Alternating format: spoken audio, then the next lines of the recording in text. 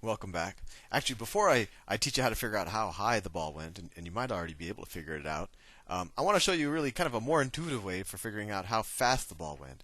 I used the equation this first time just to really show you that this equation can be useful. But I personally always forget equations, so I find it very useful to have kind of a common sense way of figuring it out as well. And really, this equation was derived by coming up with a common sense way. But I don't know if that last statement made sense. But anyway, let's move on.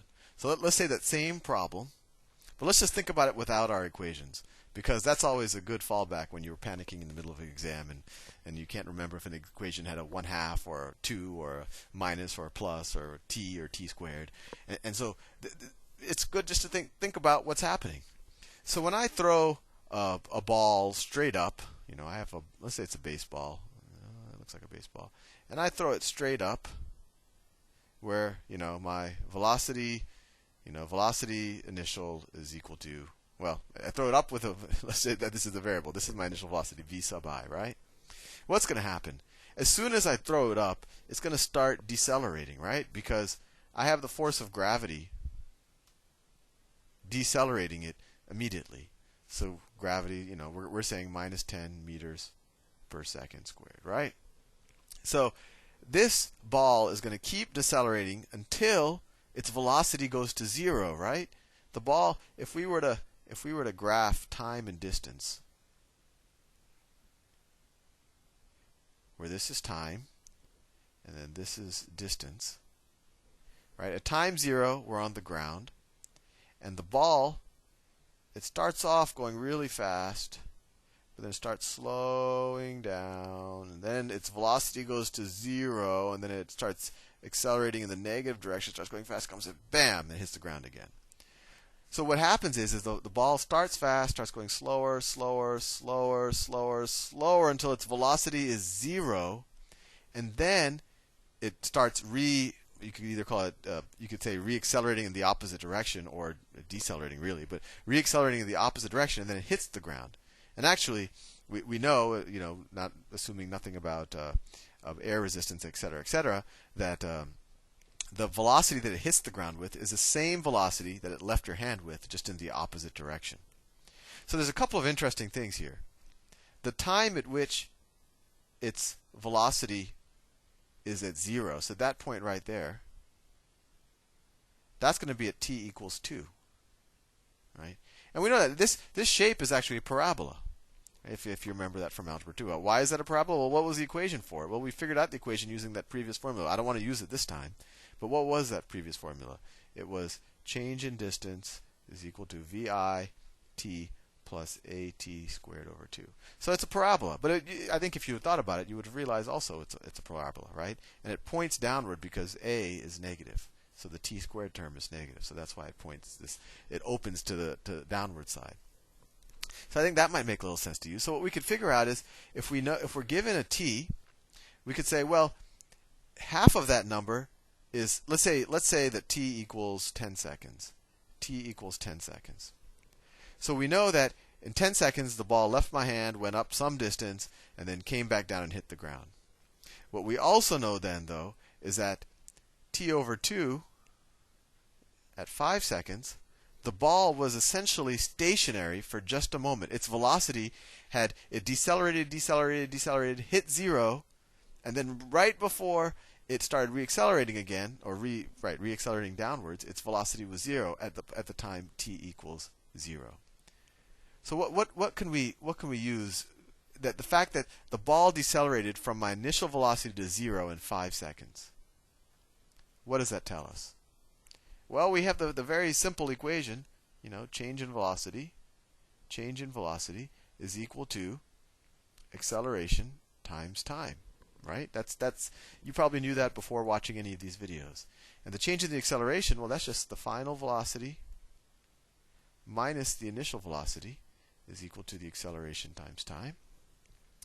In this situation, what's the final velocity? Remember, we're not going to go all the way to here. We're just figuring out from here to time equals 2, right? So what's the final velocity? Well, we're saying that point where the ball it's not going up, it's not going down. So its final velocity is 0. So 0 minus initial velocity is equal to acceleration. Acceleration is the acceleration of gravity, minus 10 meters per second squared. And then the time is, if this is, I know it's a little confusing because I'm using the same t, but let's say that this time is, I don't know, t sub 0, just to kind of make sure it's, it's not a variable, it's actual time. So this is t sub naught over 2, right? Because the ball is motionless right at the peak of its, well, we're not an arc because we didn't throw it in, but right at the peak of its travel. So it's acceleration times time, but at this time the time is going to be t sub naught over 2 times t sub naught over 2, right? So once again, we have, if we, let's see, we can, the 0 doesn't matter. We can multiply both sides times -1. We get plus vi.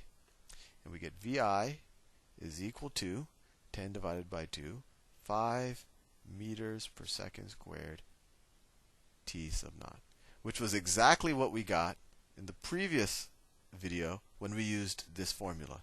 And I think it makes sense to you that hopefully this was kind of an intuitive way of thinking about what happened.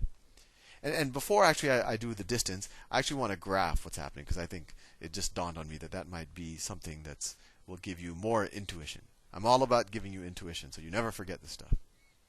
Just as, so this is, if we were to graph, that's an ugly looking axis, but I think you'll get the point. This is distance, this is time. We already said it's going to be like a parabola, like that, right? Where, this is t sub naught over 2, this is t sub naught, right? It launches really fast, and then it slows down, and then it's motionless right here, and then it starts reaccelerating downwards. So if that's the distance, what does the velocity graph look like? Well, the velocity graph, I'll draw it right below. I'll draw it in another color just for variety. Oh, that's a bold.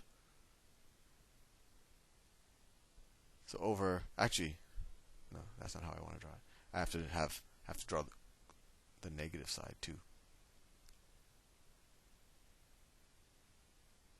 So this is time, and then this axis is velocity. So I actually have the so we start off at a positive velocity, right? We start off at v sub I, and what's going to happen here is the velocity decreases at a constant rate, right? And that rate is just the rate of acceleration. The velocity decreases until at t sub naught, let's see, at t sub naught, let me switch back to yellow.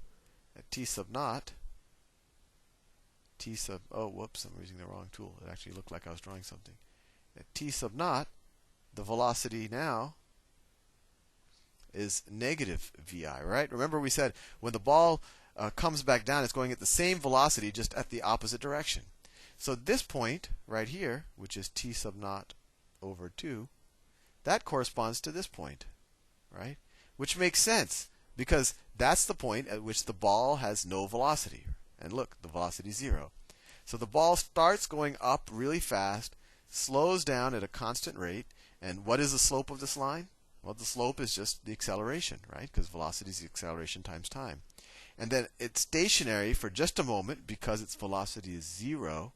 And then it starts accelerating, or you could say decelerating or accelerating in the negative direction until the point that it's going at v sub I down. And of course, if you were to graph acceleration,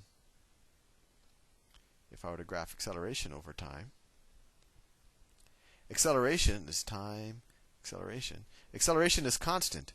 It's right here. Let me just get a line tool. The acceleration is just a constant minus 10 meters per second. So it's going to look like that.